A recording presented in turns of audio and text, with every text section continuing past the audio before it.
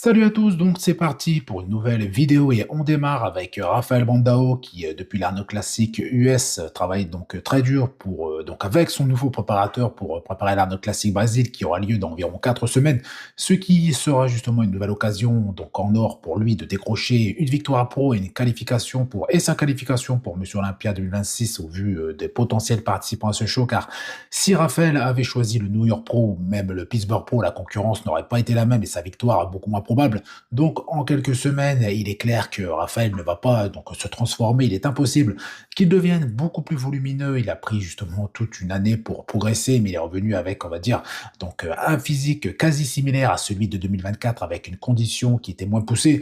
Donc, il ne faudra pas s'attendre à voir un meilleur Raphaël sur scène avec, même avec un autre préparateur. Donc, après, peut-être sur une chose, la condition qui n'a jamais été poussée. Donc, on est d'accord sur le fait que sa longue collaboration avec Neil Hill n'a jamais été très convaincante, hormis aller en 2024 où il est allé, où il a terminé troisième, donc derrière Adi Chopin et Samson Dauda. Donc à voir si Rafael Brandao sera encore capable donc de remporter un prochain en 2026. Si c'est le cas, je pense que le top 10 à Monsieur Olympia sera très dur à aller chercher. Ensuite, on enchaîne avec un athlète qui n'est plus dans le circuit pro. Il s'agit de Jérémy Buendia, donc 4 fois Monsieur Olympia Men's Physique. Donc la dernière fois qu'on a vu Jérémy sur scène, c'était à Monsieur Olympia 2025 et pour lui, c'était censé être sa dernière compétition et honnêtement pour moi c'est une bonne décision. La catégorie a énormément évolué. Jérémy s'était classé huitième et pour beaucoup, ce classement était un cadeau, mais je ne vais pas revenir sur le sujet. Donc les juges aujourd'hui ont des préférences claires et son physique actuel ne fait plus partie du top 6. Actuellement, Jérémy affiche un physique assez volumineux et j'ai vu ça dans sa dernière vidéo et où il est en compagnie de Annie Rambod, donc toujours actif et uniquement pour créer du contenu et mettre en avant sa marque. Donc beaucoup poussent Jérémy à revenir sur scène, mais cette fois en classique physique, mais ces catégories sont différentes sur pas mal de points. De plus, le niveau est extrêmement élevé. En aucun cas, Jérémy aura sa place dans le top 15 à Monsieur Olympia. Et avant de parler de Monsieur Olympia, il faudrait déjà qu'il remporte un pro show dans cette catégorie. Je ne suis même pas certain qu'il puisse de nouveau déjà remporter un pro show en men's physique avec justement des athlètes, donc je parle avec des athlètes de qualité. Après, il ne faut pas oublier que Jérémy a connu pas mal de problèmes physiques, donc affaire à suivre. On continue avec Beef2 qui est toujours en off-saison avec un poids qui frôle les 135 kg, mais attention à sa taille. D'ailleurs, il a reconnu lui-même qu'elle s'était épaissie au fil des années à vouloir toujours gagner plus de masse musculaire. Donc depuis quelques saisons, Stu est bien loin du physique de 2024 où il avait terminé quatrième au New York Pro en compagnie de Nick Walker et de Martin Silvater, mais depuis son physique n'a fait que décliner. Donc on peut dire que c'est principalement à cause de cette course à la masse. Donc, beaucoup de fans critiquent le niveau actuel du body, mais en réalité, je pense qu'il n'a jamais été aussi élevé. Les anciens athlètes sont toujours au top, même si certains athlètes abusent de certaines choses comme du synthol ou du PMMA. Et même si j'aime son physique, donc je parle ici de Andrew Jack, et il n'est pas le seul, donc je préfère le préciser. Mais le concernant, c'est assez flagrant. Donc, bras, épaules, dos, mollets, des groupes musculaires qui ont explosé assez rapidement. Et vu les formes, donc les rondeurs, je n'ai pas vraiment de doute. Donc, à voir ce que ça va donner par la suite. Donc je me suis un petit peu égaré sur le sujet, mais qui était justement Beef2. Mais malheureusement, je pense qu'il va de nouveau connaître une saison assez difficile. On continue avec le fils de Arnold Schwarzenegger, donc Joseph. D'ailleurs, j'ai parlé de lui rapidement hier dans une vidéo d'environ 1 minute. Donc Joseph a fait ses débuts dans le body, il a même remporté la première place dans 3 catégories, 2 en classique et 1 en body, et j'ai vu pas mal de personnes critiquer son physique de façon assez dure, donc conditions de off-saison, aucun volume, etc. Mais nous sommes, donc je le rappelle, dans le bodybuilding naturel, même si ce n'est pas vérifiable, il existe justement des athlètes plus complets avec des meilleures conditions. Donc le concernant, ainsi que les athlètes qui ont participé à ce show, pour moi, même si ce n'est pas vérifiable, ils sont tous naturels, mais nous sommes, moi y compris, un peu trop justement focalisés, trop matrixés par le bodybuilding de très haut niveau, donc des conditions extrêmement poussées, des athlètes énormes, etc. Et malheureusement pour lui, être le fils de Arnold ne lui facilite pas les choses. De plus, son père est probablement l'athlète de body le plus connu de tous les temps. On a eu justement l'occasion de voir Arnold entraîner son fils au célèbre Gold Gym pendant la préparation pour ce concours. Donc Joseph a l'air d'être un athlète sérieux, il s'entraîne dur, mange correctement, mais il reste, je le précise, un athlète avant tout naturel. Ensuite, pour ceux qui ont regardé ma vidéo récap sur l'Arnold Classic UK, j'ai partagé donc la feuille des scores officielle de la catégorie Open. Donc Andrew Jack a terminé premier sans débat, premier lors du prejudging et premier lors de la finale. Donc idem pour Brandon Curry pendant toute la compétition de plus. Donc les juges l'ont maintenu juste à côté de Andrew Jack. Martin Siswater a fini troisième après le prejudging avec 3 points d'avance sur Patrick Moore le vendredi, mais au final il perd 3 points et finit avec 2 points de retard. Et j'ai rarement vu, pour ne dire jamais vu, un athlète perdre justement autant de points.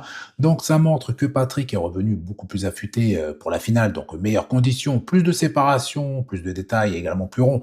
Donc Martin est revenu en moins bonnes conditions, mais encore plus rond. Donc la plus grosse surprise de cet Arnold Classic reste la troisième place de Patrick Moore. Les juges ont réellement noté donc le physique, donc les physiques en finale, contrairement à la note classique US, mais cela, ça reste mon avis. Donc le préparateur de Martin, donc Stéphane Kinzel, a expliqué que ce n'était pas la première fois que Martin a raté complètement son rebond et que c'était même l'un des pires physiques qu'il ait affiché sur scène, même moins bon que celui du Pittsburgh Pro. Et heureusement que Martin donc ne jouait pas sa qualification à Monsieur Olympia sur cette compétition.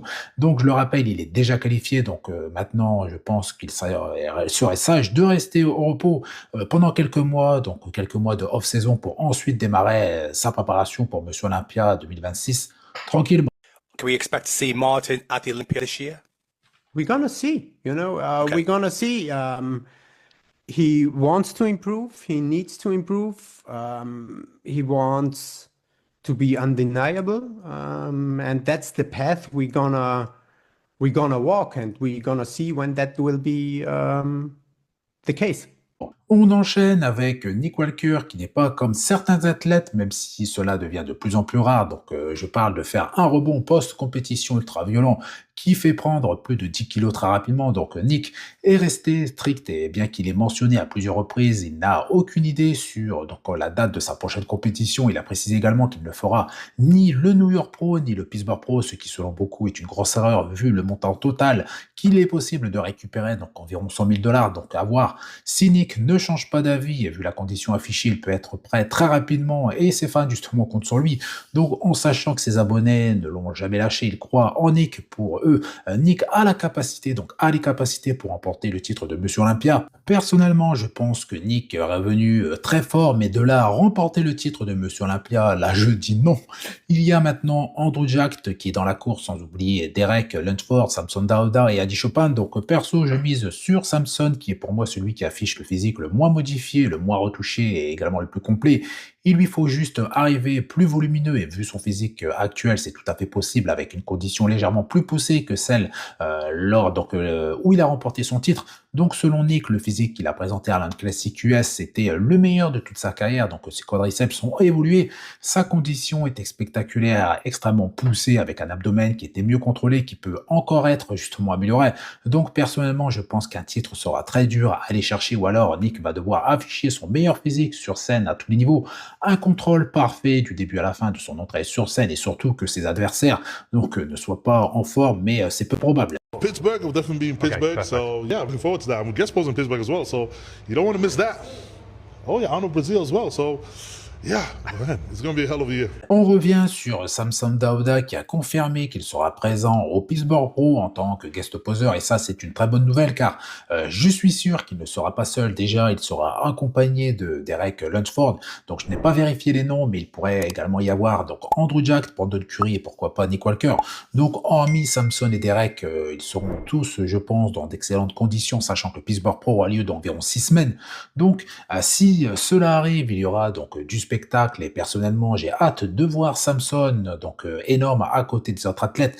D'ailleurs il a été présent sur la scène de l'Arnold Classic UK pour remettre le deuxième place donc à la deuxième place et Samson est apparu énorme, presque 160 kilos et j'attends justement de voir son physique à côté de celui de Derek qui sont pour moi avec Andrew le futur top 3 hormis si Adi nous sort une condition de dos aussi poussée que de face.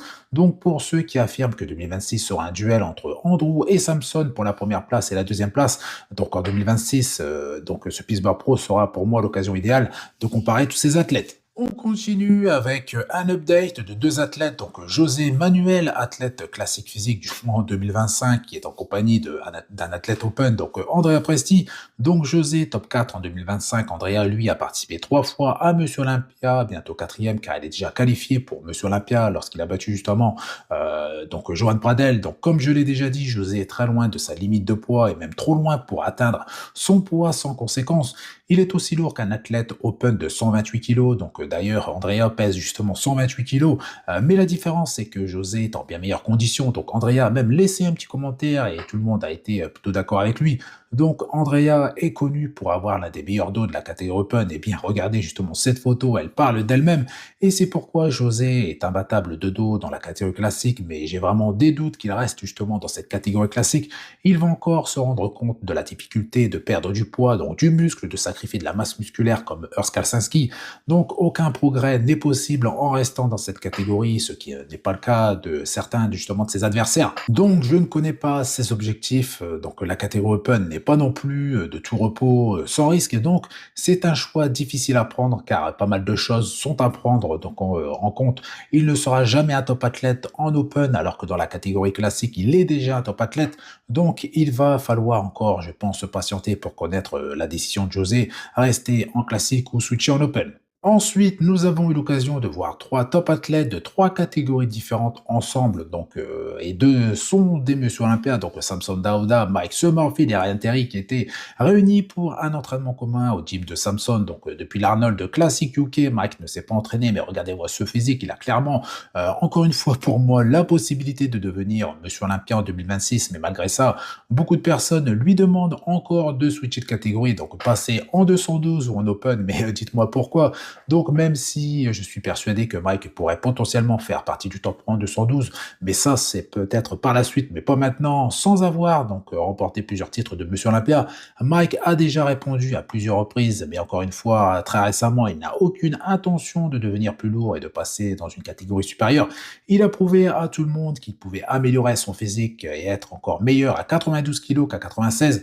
Donc son physique à l'Arnold Classic UK était supérieur à celui de l'Arnold Classic 2024 ou même à Monsieur Olympia 2024 à 96 kg. Mike peut encore pour moi améliorer certaines choses sur son physique, notamment le bas du corps, donc ajouter un peu plus de masse musculaire à ses ischios pour apparaître plus épais de profil et de dos. Donc voilà, c'est tout pour cette vidéo. Donc comme d'habitude, je compte sur vous pour faire péter les pouces bleus. Pensez également à vous abonner si ce n'est toujours pas fait. Je vous dis à bientôt.